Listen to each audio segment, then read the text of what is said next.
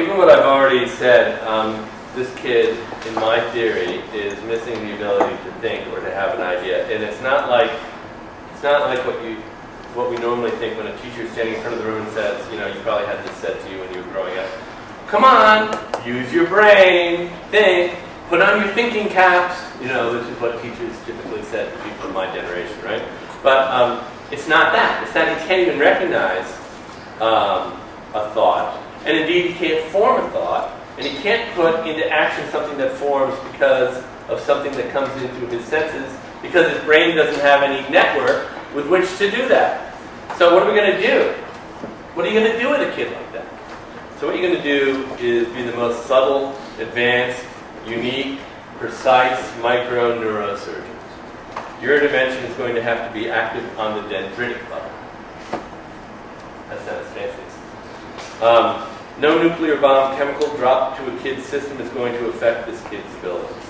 It's going to have to be the subtle, beautiful attention and manipulation of a skilled, developmental, individual difference, relationship-based therapist to help this kid's brain be able to take the smell of popcorn, turn it into a desire for popcorn, turn it into a motor plan to get popcorn, and then turn it into the social action, which will result in the beautiful, loving sharing of delicious, buttery, salty, delightful popcorn.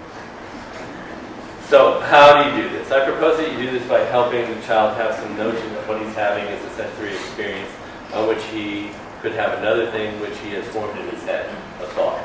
So here we go. You bring a bowl of popcorn. I use popcorn because I think it smells. And every workplace I've ever worked in, if you popped a thing of popcorn, people would run to your office or would walk up and down the hallway saying, "Who just used the microwave to pop popcorn?" And everybody would go over. So I'm assuming that's a smell that people in general like and that the kids might like. So you bring a bowl of popcorn into the room, and you stand there. You're the loving therapist. You stand there. Nothing going on here. Nothing going on here. Just standing here. And this kid or any kid smells the popcorn. And then he sniffs. And you say,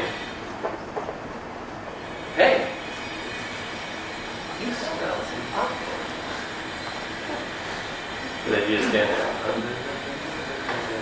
And the kid looks over. And you say, "I think you're thinking about getting some popcorn." Righty, this is what I said, right? I think you're thinking. Point to your head. That's the key right there. This is the key moment. I think you're thinking about popcorn. This is very good. And